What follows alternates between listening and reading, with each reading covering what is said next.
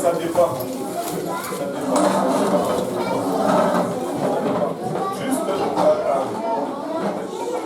Juste une petite introduction. La Bible nous amène des enseignements dans différentes catégories ou différents aspects, si je peux le dire. Il y a des enseignements qui sont salutaires. Il y a des enseignements qui sont doctrinaux. Il y a des enseignements qui sont juste historiques. Mais ce que nous allons essayer de faire, c'est de ne pas confondre avec le salutaire. Il y a des enseignements qui relèvent de la sanctification. On ne va pas confondre ce qui est salutaire avec ce qui est maturité ou sanctification et ce qui est historique. Maintenant, aussi, il y a un élément que je voulais apporter avant qu'on aille un peu plus loin. Vous allez voir, dépendamment des questions, cet élément va être très critique pour les réponses. Ce que je veux dire, c'est que il y a ce qui est, quand on regarde la doctrine, il y a des convictions qui sont bibliques. On ne les discute pas. Enfin, du moins, si vous voulez les discuter, il faut les discuter avec Dieu. C'est lui qui les a établis. Il y a des doctrines, des convictions plutôt qui sont de l'Église. On ne les discute pas non plus. Si tu les discutes, l'Église ne va pas vraiment pouvoir t'utiliser. Et il y a des convictions qui sont personnelles. Les convictions qui sont personnelles, on ne les discute pas non plus, mais on les garde pour soi. On les impose à personne. Amen. Alléluia. Et chacun, si tu es mature et que tu marches avec le Seigneur, tu dois avoir les convictions personnelles. Tu dois avoir les convictions. Si tu n'as pas de convictions personnelles, il y a un problème. Il y a un problème. Tu dois avoir des convictions personnelles parce que les convictions personnelles sont ta première ligne de défense. Maintenant, les convictions de l'Église, c'est ta deuxième ligne de défense. Les convictions personnelles, c'est par rapport à ton caractère, ta personnalité, ton histoire, tes origines. Et voilà. Mais les convictions de l'Église, c'est par rapport à la société dans laquelle nous sommes en train de travailler. Il y a ces choses que l'Église va s'imposer pour se mettre des barrières par rapport à la culture, à la société ou aux situations auxquelles l'Église se trouve. Et ça, c'est ton deuxième système de défense. Et ton troisième système de défense, où quand tu en es arrivé là, ça devient déjà critique, c'est la Bible. Et très souvent, les gens tombent, les gens rétrogradent, parce qu'ils n'ont pas de convictions personnelles et ils se moquent des convictions de l'Église. Mais quand ils arrivent déjà face aux convictions bibliques, c'est dernière défense. Après cela, il n'y a plus rien. Et si tu échoues ce test-là, c'est fini. Très important d'avoir des convictions personnelles, très important de respecter et de se soumettre aux convictions de l'Église et vital d'obéir aux convictions de la Bible. Maintenant, j'ai quand même brisé la glace. Si on continue, je vais briser le plancher. Oui, la sœur Elias ose.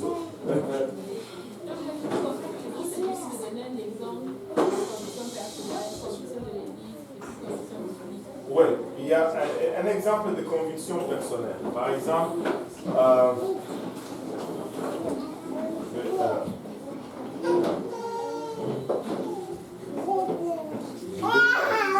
vais ouvrir la boîte à controverse. Okay? Je veux vraiment ouvrir la boîte à controverse. Conviction personnelle, Je ne me tresse pas les cheveux.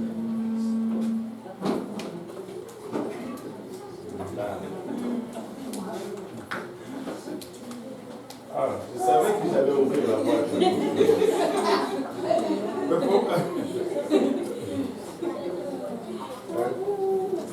Je ne me tresse pas les cheveux. Conviction personnelle. Ok? Maintenant, conviction de l'Église, tous les hommes doivent avoir la barbe rasée. Si tu as la barbe, ben, on ne va pas t'utiliser vraiment sur la plateforme dans le ministère. Les cheveux tressés. et conviction biblique. Bon, tu ne voleras point. Surtout quand il est question des produits nettoyants de l'église.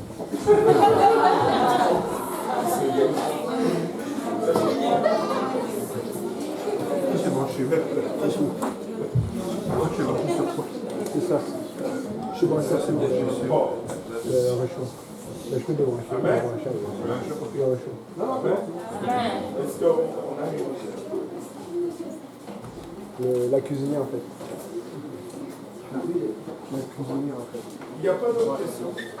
On va partir tôt aujourd'hui. Bien, vous avez froid encore à Saint-Jean. Vous avez bravé la neige. Moi, si je vais poser mes questions à Sœur Karine. Quel est le point de vue de l'Église par rapport aux tresses? Le point de vue de l'Église par rapport aux tresses demeure le point biblique. C'est-à-dire, les tresses, il n'y a pas de problème. Tu peux tresser tes cheveux. La Bible n'interdit pas de tresser les cheveux. Mais la Bible demande de ne pas faire le faux. C'est-à-dire ajouter les extensions, des choses comme ça. Bibliquement, ce n'est pas acceptable.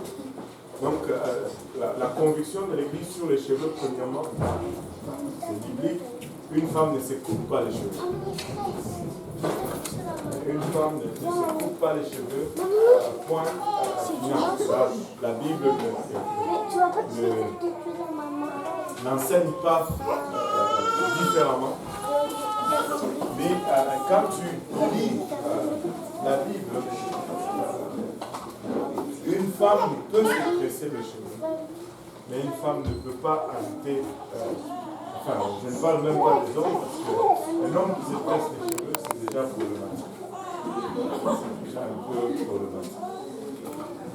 On doit les couper et non se les tresser. Amen. Et voilà. Mais une femme ne doit pas ajouter des extensions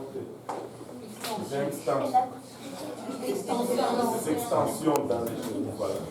Et voilà. Oui, et une question?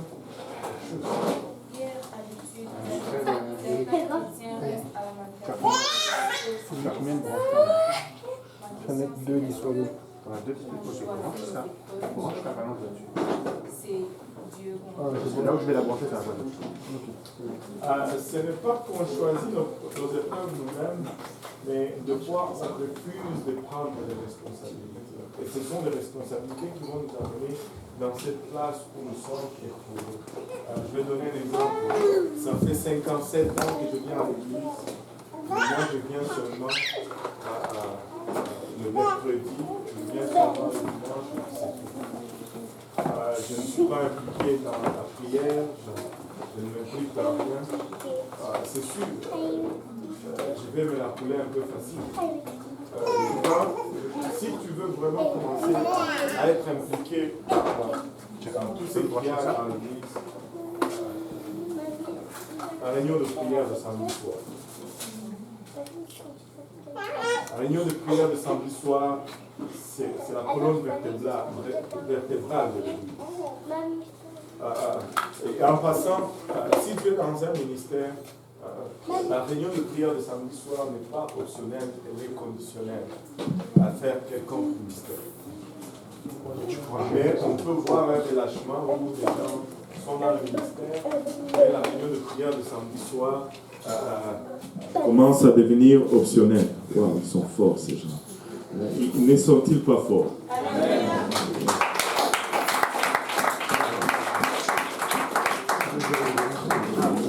Ils livrent la marchandise. Wow.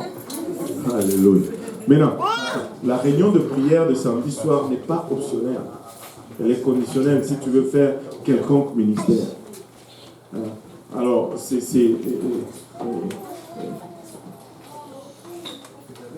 tu commences à t'engager dans ces choses, tu verras que tes épreuves aussi vont augmenter. Je vais te donner juste un exemple un peu dans le naturel.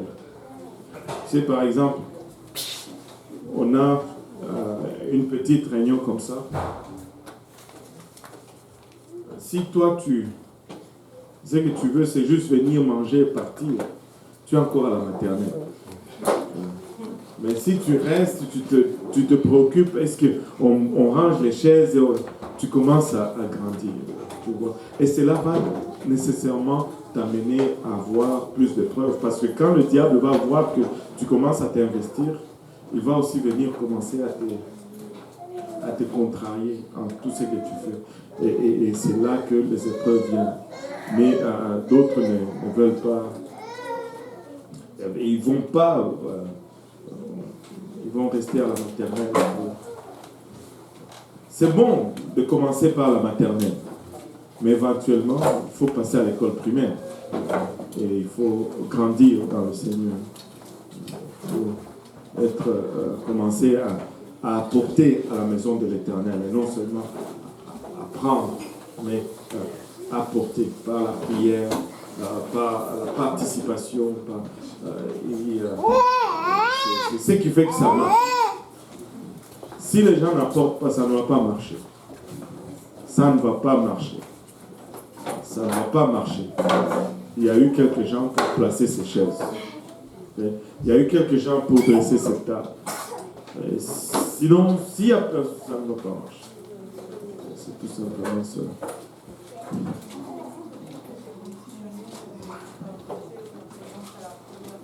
Ouais. Non, tu ne peux pas suivre la prière en ligne. Non. Non, la réunion de prière, non, mais tu viens à l'église pour prier. Il y a 1 heure de prière qui n'est pas filmée et 1 heure d'enseignement qui est filmée. Donc tu vas manquer la partie la plus importante, pourquoi on te demande au fait d'être là. Tu sais, il y a toujours... Tu sais, c'est bon que de suivre à l'écran. Tant qu'à ne rien faire, mieux vaut suivre à l'écran. Mais suivre à l'écran ne doit pas être ton mode primaire. Amen. Tu sais, si tu es mal pris, tu es malade, tu restes à la maison, tant qu'à dormir, regarde. C'est pour ça qu'on fait cela. Mais on ne fait pas cela pour que les gens ne viennent pas à la réunion de prière. Si c'est comme ça, on va juste couper ça. Amen. Et il y a toujours... Et quand tu suis à l'écran, tu manques toujours quelque chose. Et tu ne ressens pas la même présence de Dieu qui est là dans le sanctuaire. Tu ne peux pas. Tu prends du seconde main. Ça doit passer par le canal. Ça doit... Non, c'est pas pareil. C'est pas pareil. Mais si tu ne peux vraiment pas, là, Dieu va te faire grâce. Mais si tu commences à prendre ça par défaut, non, c'est pas acceptable. Vous vous souvenez les feuilles qu'on signe là quand tu veux rentrer dans le ministère? Toutes ces conditions sont là. Hein? Et vous avez signé. Hein? Allô? Alléluia. Jusque-là, c'est facile. Le pasteur Abou n'a même pas encore parlé.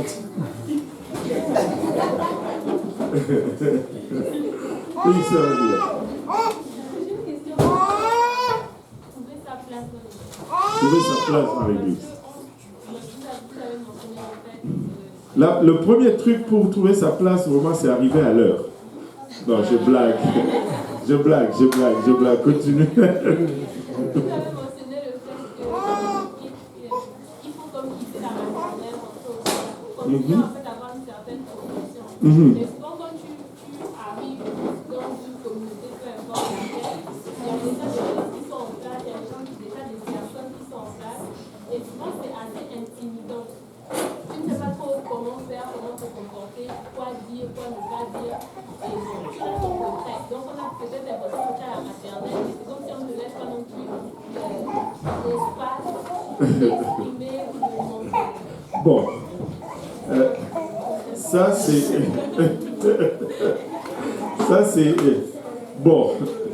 Honnêtement, si je dois commencer à quelque part, ça c'est une excuse. Normalement, bon, et si tu vas dans une place comme Saint-Laurent, ben, on peut dire que les choses sont en place, il y a une routine, mais si tu viens par exemple à l'Est, tu peux chercher la structure, tu ne la vois pas vraiment. Parce que bon, on fait un peu à qui mieux. Et il y a encore de la place pour faire plein de choses. Et l'autre chose que je dois dire, c'est que quand tu as juste le cœur à servir, ben, tu agis d'une certaine façon. Quand tu vois les choses en train de se faire, tu donnes juste un coup de main. Et très souvent, ça ne commence pas avec là où ta place, Dieu t'appelle. Dieu ne va pas jamais te mettre directement à la place là où il t'appelle. Je ne pense pas que ça fonctionne comme ça. Tu commences toujours en bas de l'échelle, en quelque sorte. Si on peut le mettre dans les termes, là je vais parler un peu comme à la manière des hommes, comme Paul dit. Tu commences toujours par les choses les plus simples. C'est-à-dire, bon, je n'ai pas beaucoup d'exemples, placer les chaises quand on devait le faire.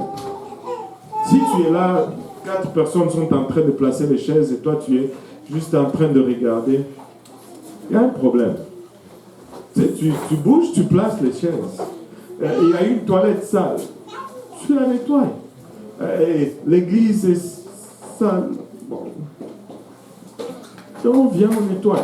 Ce sont des choses simples par lesquelles tu commences à t'investir ou à t'impliquer. Mais non. Et par la suite, quand tu commences à t'impliquer dans les choses simples, tu sais quoi? On utilise toujours ceux qui sont occupés. Quand on a besoin de voir quelque chose de fait, en général, on va toujours demander à celui qui fait déjà. Parce qu'instinctivement, on a tendance à avoir cette assurance que si on lui demande, lui, ça va être fait parce qu'on le voit faire. Et c'est ça, c'est ce qui fait que des fois... Mais en général, on n'a pas... Il y a quand même assez d'ouverture et il y a quand même assez d'opportunités à s'impliquer dans ce qui est fait. Si ce n'est directement le ministère sur la plateforme.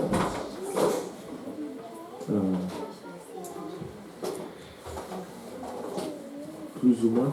Je ne sais pas si Pasteur Serge va ajouter quelque chose. Pasteur Abou. Juste un petit mot concernant la sœur Avia dit que tu arrives et tu trouves que tout est déjà en place, que tu ne sais pas quoi faire. C'est un peu comme la Bible dit que nous sommes tous les membres d'un même corps.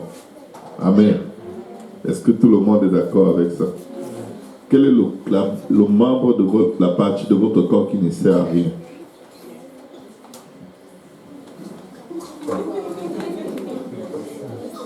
Même le poil de nez, il sert à quelque chose. Alléluia. Une autre question? Man, ça va être une soirée courte aujourd'hui.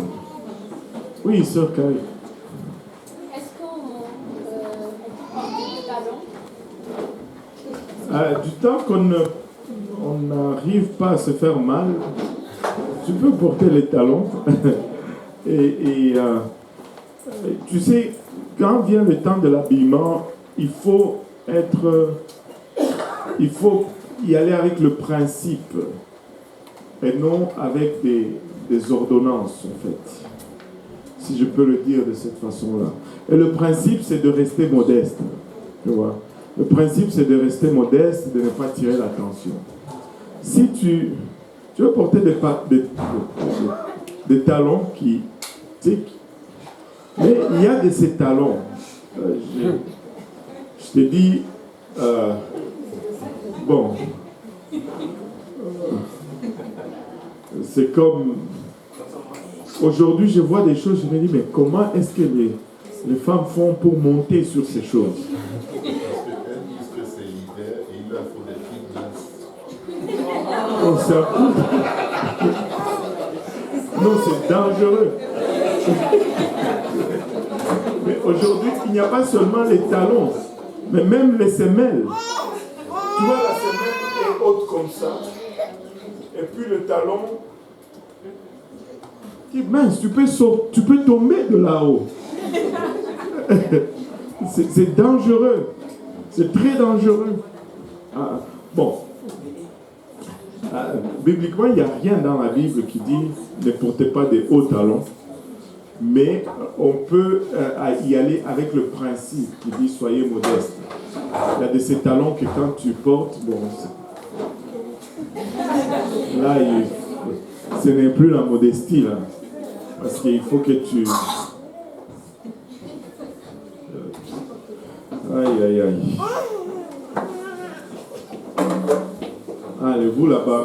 Après, vous allez commencer à aller vous entreposer des questions dehors. C'est là, ici, le moment de poser les questions. Posez-les. Posez-les. Pasteur Serge est là, il n'est pas là pour longtemps. Frère Cédric. Bon.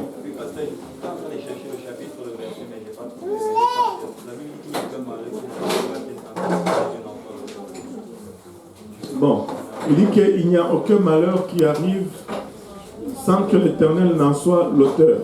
On va chercher. Sans que l'Éternel ne l'ait permis, pas être l'auteur. Si l'on médite des plans contre toi, cela ne viendra pas de moi. Il y a la différence entre permettre et être l'auteur. Vous savez, on a parlé de ça dans le service hier. Quand on a parlé des afflictions. C'est l'Éternel qui permet qu'on soit affligé.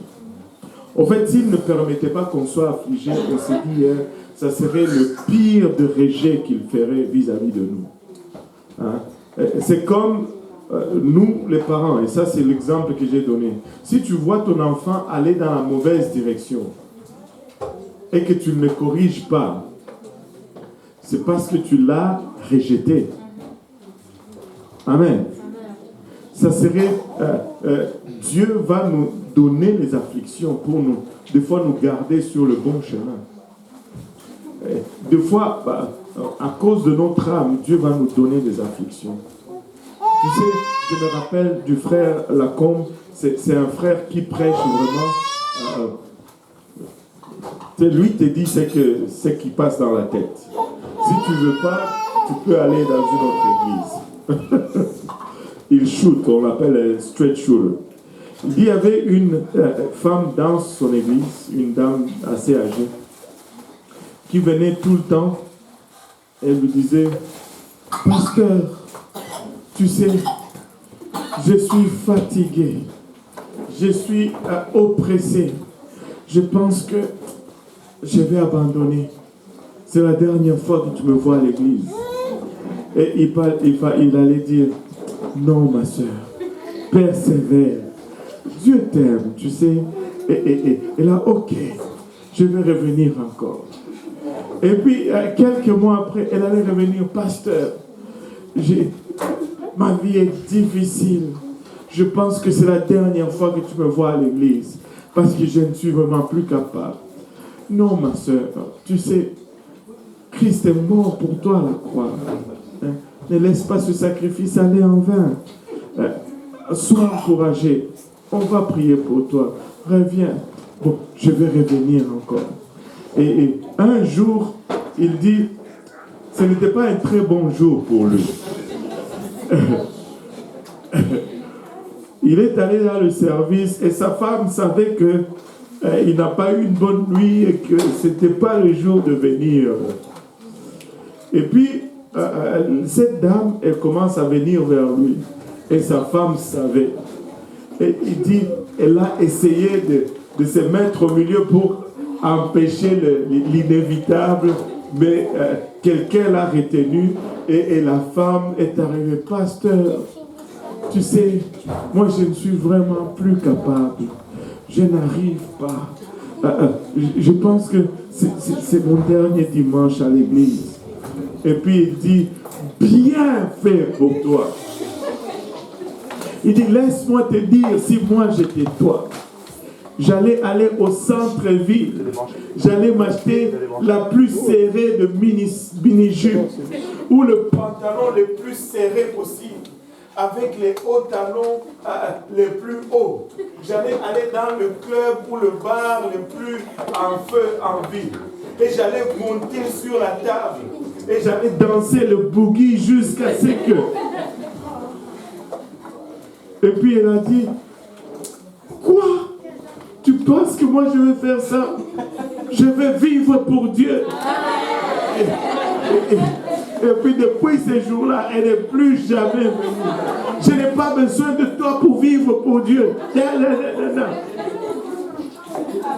Des fois, il faut juste taper la personne. Il fait ce que tu veux au final. Chez nous, on dit ça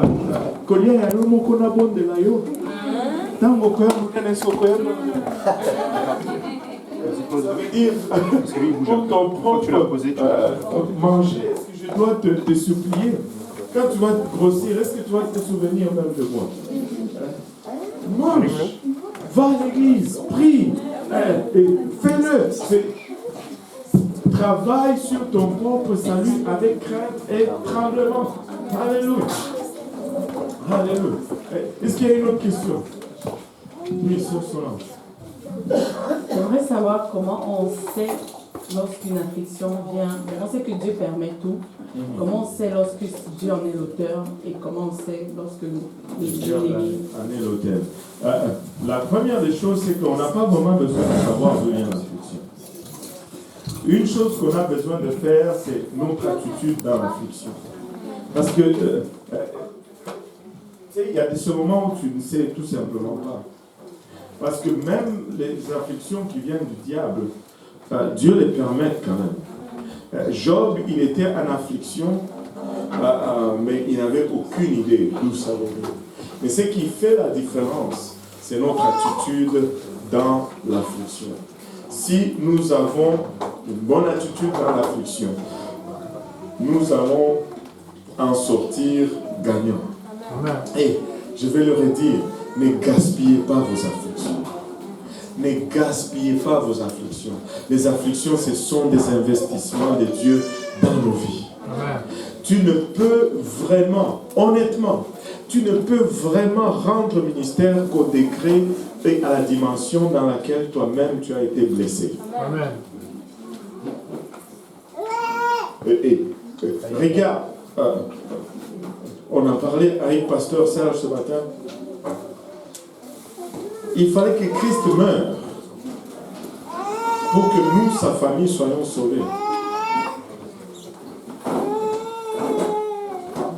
Il faut que tu meurs pour que ta famille soit sauvée. Il faut que tu meurs pour que ta famille soit sauvée.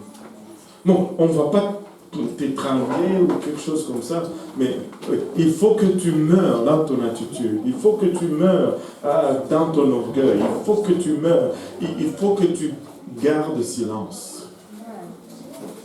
Comme une brebis amenée à la boucherie, il a gardé silence. On t'accuse, on te condamne, que ça soit faux.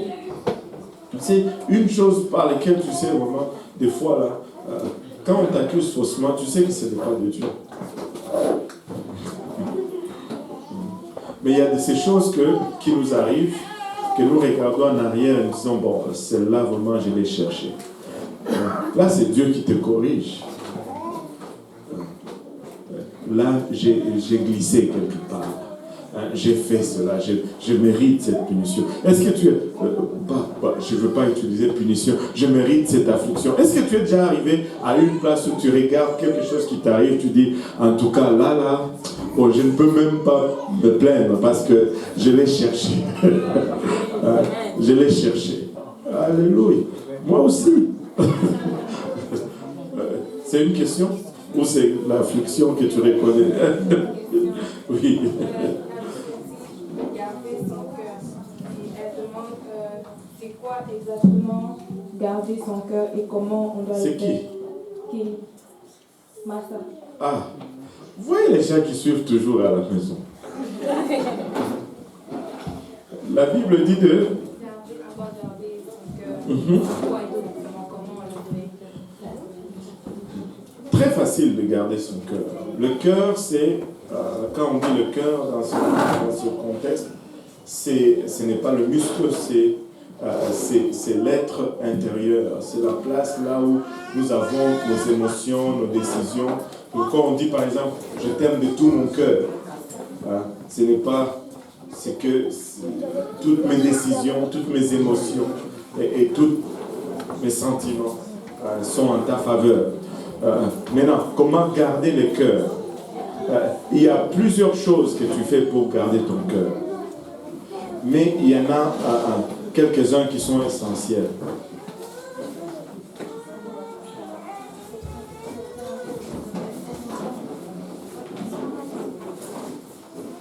Je garde mon cœur. Des fois, il faut fermer l'oreille à certaines choses. Tu gardes ton cœur. Et tu sais, le diable, et je vais te donner vraiment l'explication. Un exemple concret de garder le cœur.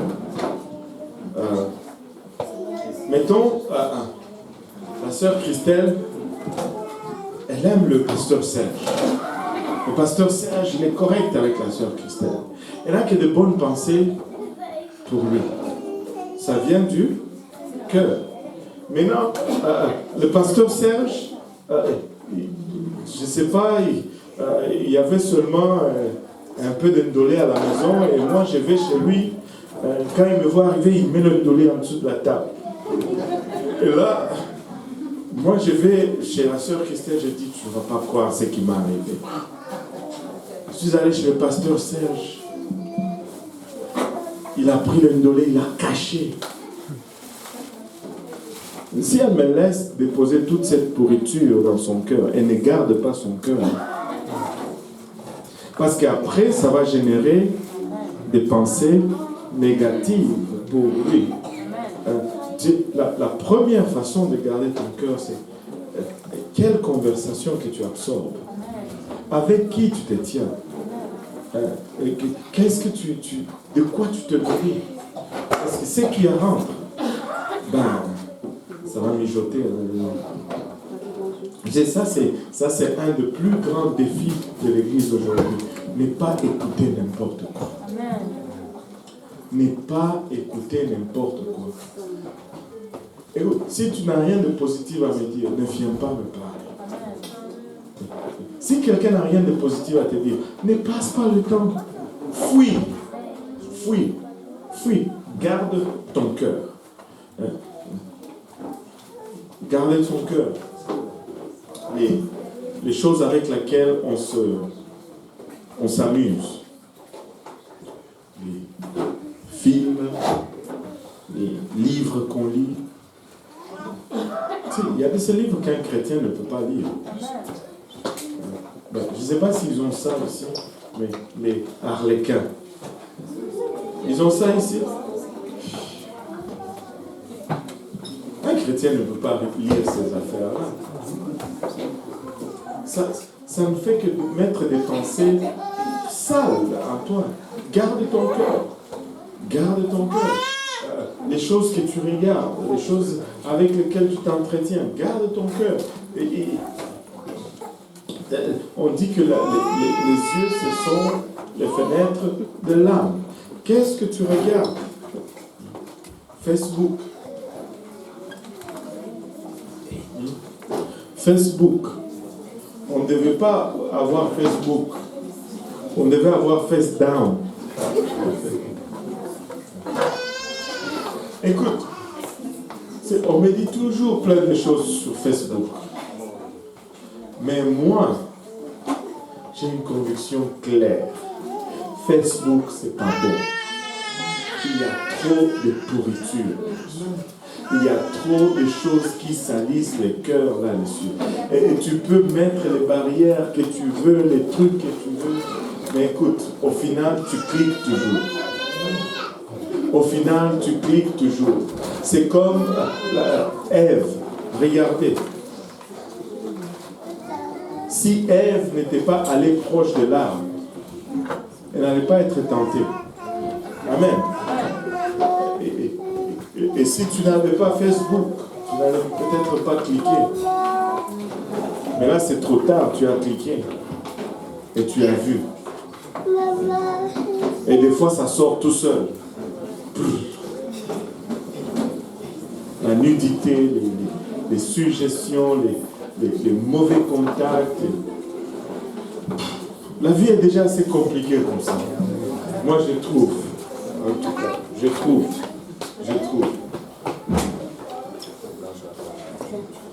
Regardez nos enfants. J'étais là. Là, ça commence à se réveiller. Je pense qu'on a quand même assez parlé de garder son cœur. Oui. J'ai une question par rapport au fait de rétrograder. Ouais. Est-ce qu'on peut comme clairement définir c'est quoi rétrograder et qu'est-ce qui peut mener au statut de rétrograde et qu'est-ce qui peut nous éviter de rétrograder dans notre marche? Rétrograde. Je suis dans un grade et là, je rétrograde. C'est reculer tout simplement par rapport à sa foi et à sa relation avec Dieu. C'est rétrogradé. Maintenant, il y a des rétrogrades qui sont anonymes et des rétrogrades qui sont ouverts. Parce que tu peux être à l'église et être rétrograde. Mais je n'ai jamais vu quelqu'un qui n'est pas à l'église et qui n'est pas rétrograde. C'est parce qu'ils vont dire mais ils sont à l'église, mais ils sont rétrogrades. Oui, mais toi, tu n'es même pas à l'église, donc c'est officiel. Il y a des rétrogrades officieux et des rétrogrades officiels.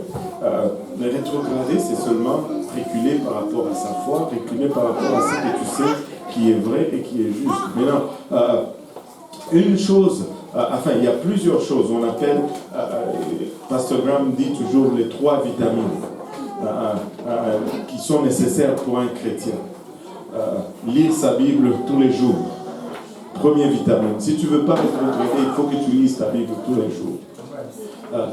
Prier tous les jours. Si tu ne veux pas rétrograder, il faut que tu pries tous les jours. Troisième vitamine, prier, bien sûr, ça inclut aussi les jeûnes quand c'est le temps de jeûner. Troisième point, aller à l'église aussi souvent que possible. Aller à l'église aussi souvent que possible. Aller à l'église aussi souvent que possible. Si tu ne vas pas à l'église, tu vas rétrograder. Tu vas rétrograder. Je n'ai pas fini. Mais non. Tu sais, il y a des choses qui...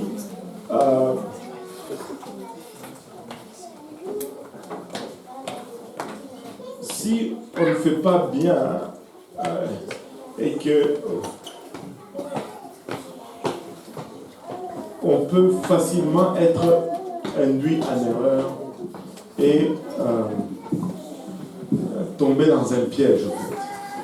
Tu sais, très souvent, on va regarder, et ça, c'est vraiment les cas que j'ai vu le plus souvent, des rétrogrades qui, on dirait, viennent de nulle part et puis boum, la personne est rétrograde.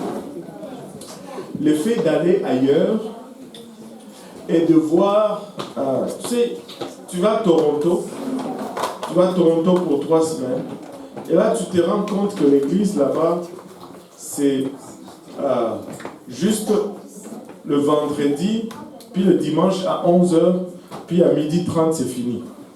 Et c'est tout. Et là tu te regardes, mais même, nous à Montréal, l'église c'est lundi, mardi, mercredi, jeudi, vendredi. Ça n'a pas d'allure. Eux ils font seulement ça, et ils sont quand même là à l'église. Pourquoi moi je dois faire tout ça?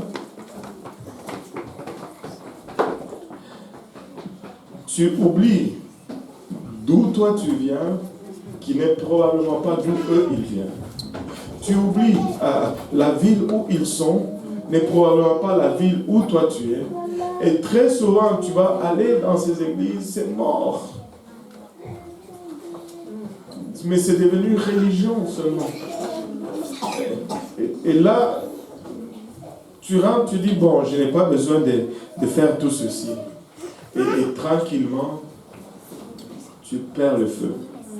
Et ce qui avait goût n'a plus goût. Et avant que tu ne le réalises, tu es déjà dehors. Mais là, en toi, tu penses que tu n'es pas rétrograde. En fait, aucun rétrograde ne se dit qu'il est rétrograde. C'est comme un ivrogne. Un ivrogne, il n'est jamais ivre. Je ne suis pas ivre.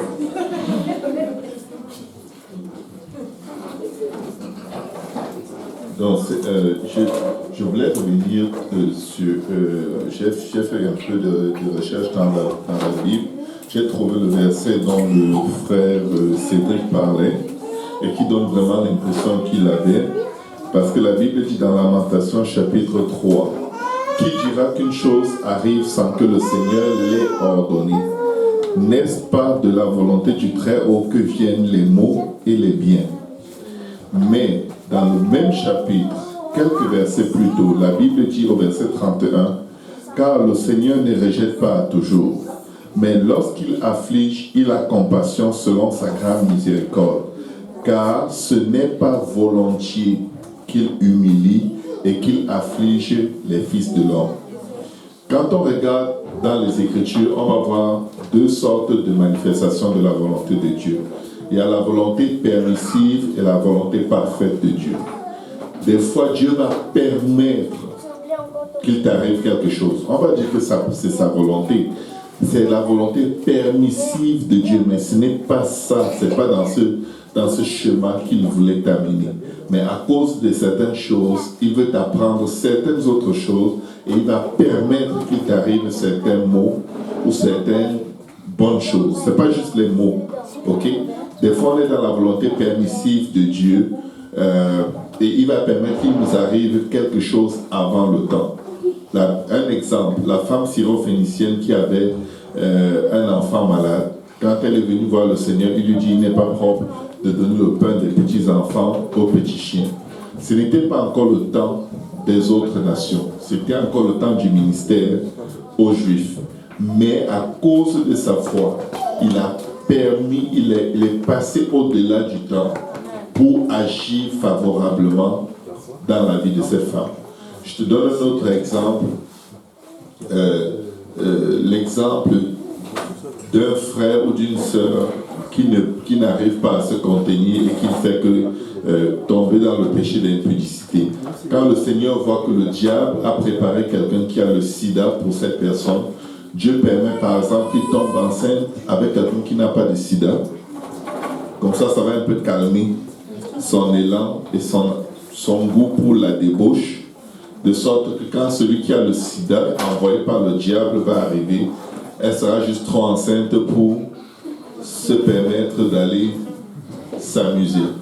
Donc, ce n'est pas la volonté de Dieu qu'elle soit enceinte en dehors du mariage. Ce n'est pas la volonté de Dieu qu'elle conçoive, mais pour la protéger d'un plan plus méchant de Satan, Dieu permet qu'elle passe par cette affliction. Mais il va toujours la délivrer si elle revient complètement à lui. Amen. Bon, là, avant de... Ouais.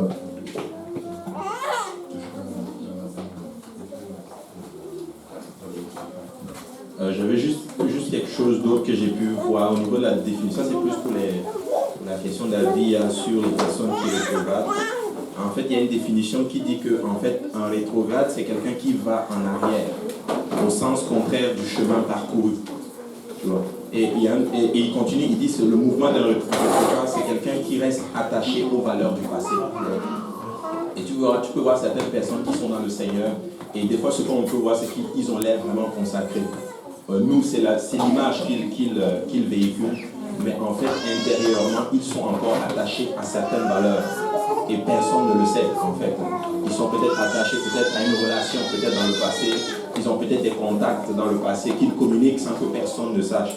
Ils ont peut-être gardé certaines rancœurs dans leur cœur, certains problèmes dans leur cœur. Et à un moment donné, ça surgit littéralement. En fait, ils sont toujours attachés à certaines vieilles façons de vivre. Et ça fait qu'à un moment donné, sur peut-être un coup de tête ou peut-être une goutte d'eau qui va déborder le vase, la personne décide tout simplement de quitter, tout simplement. Ouais. Et c'est ce que je voulais vous dire.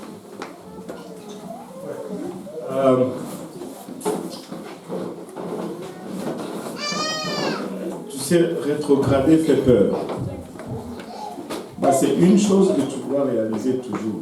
Et je pense que tout le monde devait savoir ceci.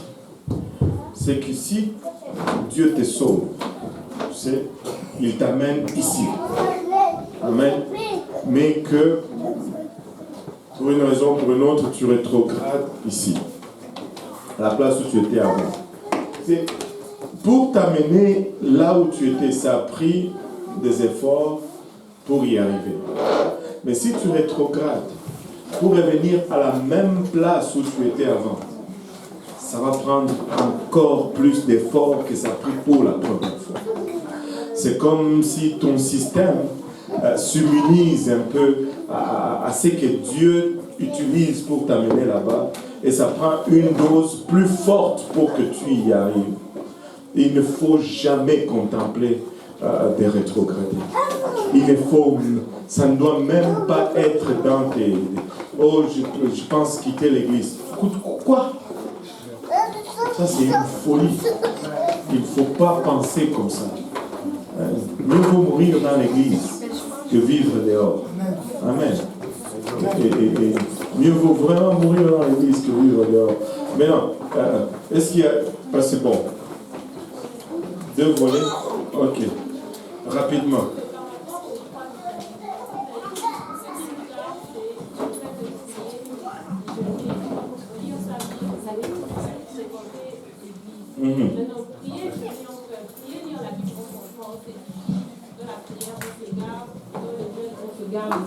Mais comment en fait le fait de fréquenter une communauté chrétienne nous aide dans notre marche? Oh, mais c'est clair. Premièrement, la Bible nous dit que nous sommes le corps du Christ. Et quand la Bible utilise un exemple comme ça, c'est parce que nous nous nourrissons du corps. Et la Bible ne dit jamais que nous sommes les organes, elle dit que nous sommes les membres. Et si tu regardes dans le corps, il y a combien de membres? 4 membres. Et les membres ne sont jamais vitaux. Mais les membres vont toujours dépendre du corps pour survivre. Si tu n'es pas attaché au corps, tu meurs. Tu meurs. On ne veut pas exclure. C'est pourquoi on dit qu'il faut que tu lises ta Bible, il faut que tu pries. Ça, c'est ta partie personnelle. Mais quand tu vis ici, tu viens à l'église, tu as besoin de recevoir du ministère, de recevoir des uns des autres. Mais non seulement la réception, mais vous savez,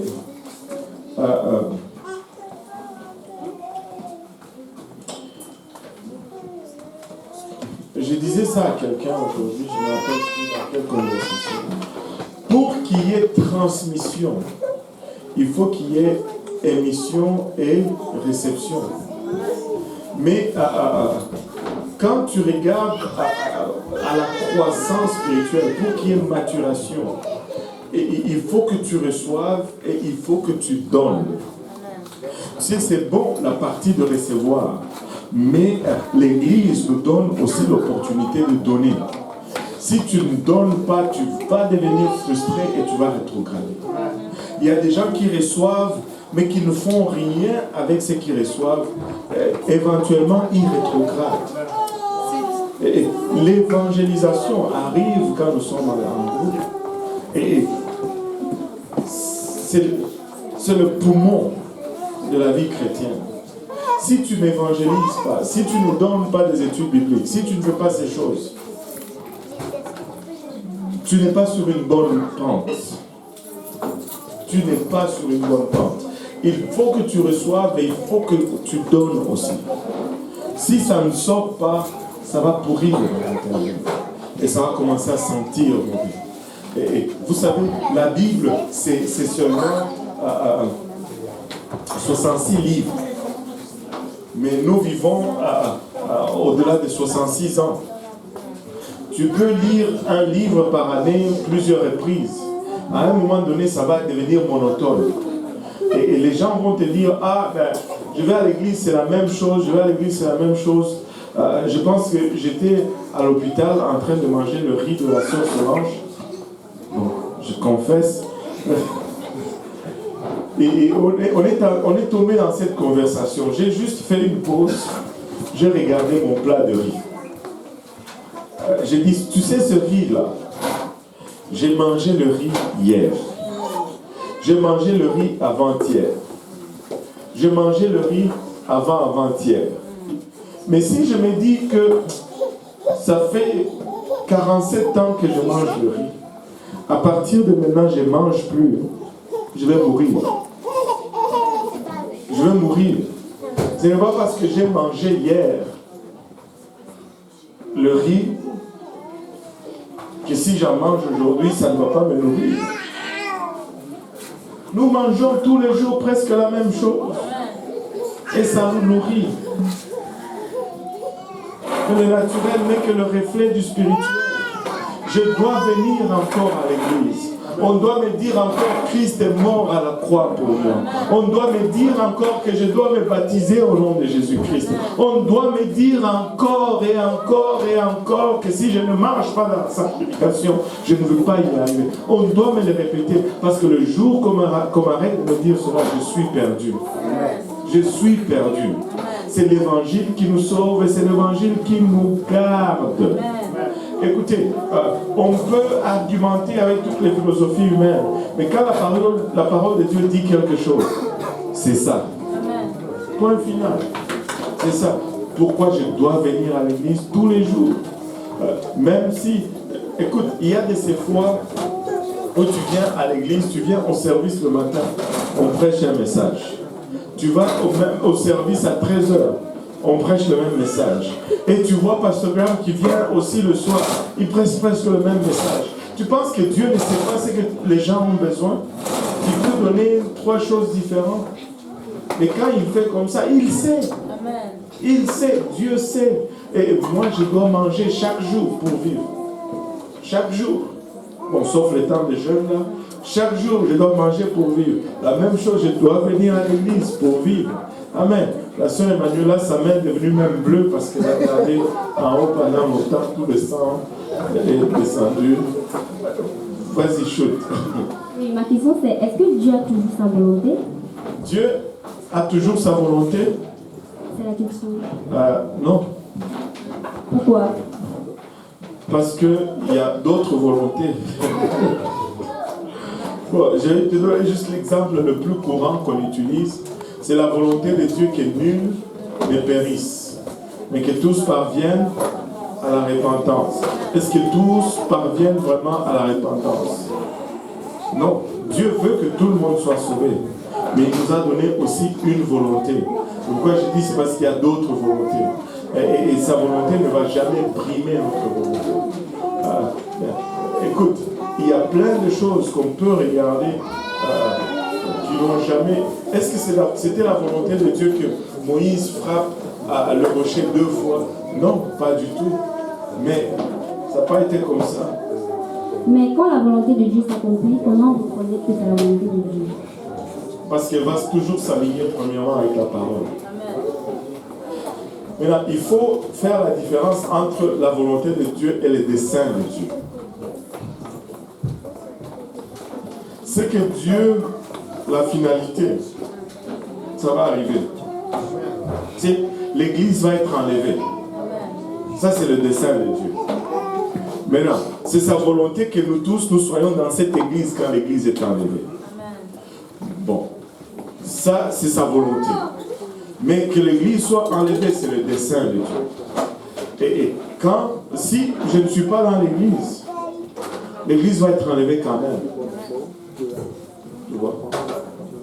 Toute sa volonté n'a pas été accomplie parce que certains sont perdus, mais ses desseins vont toujours arriver. Ces desseins vont toujours arriver. Maintenant, notre travail à nous, c'est de nous mettre dans cette volonté pour que nous puissions jouir des desseins de Dieu. Amen. Il y avait une question de la maison.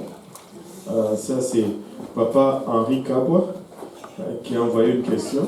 Et, j'aime Papa Henri Kabwa. Lis un peu la question. Quand est-ce qu'on saura que le royaume de Dieu est là? Mes excuses d'être parmi ceux qui suivent à la télévision. J'aime Papa Henri Kabwa parce que rien ne lui échappe. Bon, on peut regarder, parce que d'abord quand on parle du royaume de Dieu qui vient, il y a deux aspects de la venue de ce royaume. On dit toujours, Dieu il y a plusieurs choses qu'il fait, on dirait en deux temps. Je ne sais pas comment exprimer cela. Il y a toujours un dédoublement. Première venue, deuxième venue.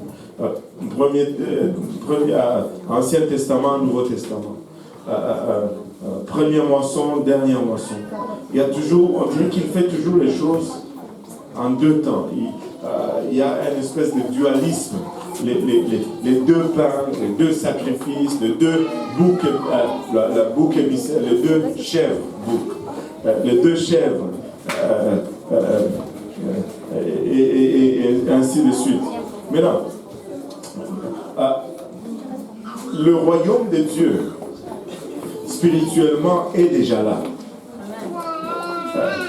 Quand Jésus est venu et qu'il a vaincu la malédiction de la mort sur nous, et que le Saint-Esprit a été rendu disponible pour nous, le royaume des cieux est déjà venu dans nos cœurs. Et la Bible nous dit que si nous ne nous repentons pas, nous n'allons pas voir le royaume de Dieu. Si celui qui n'est pas né d'eau et d'esprit ne peut voir ni entrer dans le royaume des cieux. Le royaume des cieux est déjà là, mais il n'est pas physique, il est spirituel. C'est parce que le royaume des cieux est là que nous pouvons prier pour les malades et les malades sont guéris. C'est parce que le royaume des cieux est là que nous pouvons chasser le démon. Je ne sais pas si vous avez déjà observé cela. Dans tout l'Ancien Testament, il n'y a pas eu un seul démon qui était chassé. Mais quand Jésus vient, il commence à les chasser. Pourquoi? Ça prend l'autorité. Amen. Et l'autorité est indicative de la présence du royaume. Nous avons cette autorité aujourd'hui et spirituellement, le royaume des cieux est déjà parmi nous. Mais la venue de ce royaume, moi je dis, on dirait que Dieu respecte un peu l'ordre toujours dans lequel les choses sont arrivées. Cette venue va se matérialiser éventuellement quand Dieu va restaurer toutes choses et que son œuvre va être complète. Mais cette restauration suit le processus qui a été inversé lorsque l'homme a péché et par cela a mis fin au royaume de Dieu qui était déjà là. Quand l'homme est péché, on voit que le spirituel est mort premièrement Et puis, ce qui était âme ou l'intellectuel a suivi. Et puis, après, c'était le physique ou le charnel qui est mort. Le jour où il a péché, spirituellement, c'était fini. Mais dans son âme, l'âme a commencé à être corrompue progressivement jusqu'à ce que Dieu dit que mon esprit ne contestera pas toujours avec l'homme. Et après vient la mort physique où on meurt et puis c'est fini. Mais quand tu vois le processus pour inverser cela, c'est la même chose. Quand tu te répands, tu te fais baptiser, la première des choses, quand tu rentres dans le royaume des cieux, bam, tu reçois le Saint-Esprit. L'Esprit qui était mort premièrement revient aussi premièrement. Deuxième chose, l'âme, après la réception du Saint-Esprit, tu commences à passer par le processus de la sanctification. La sanctification, c'est la transformation de l'âme, du pécheur au saint. Quand on est tombé, c'est aller de saint à pécheur. Mais quand tu commences, tu rentres dans le royaume, ça fait le processus inverse. On commence à éliminer le mal tranquillement. Et la dernière rédemption va être la rédemption du corps. Lorsque l'enlèvement va venir, nos corps vont être transformés. Et le processus va arriver à sa fin. Et en ce temps-là, le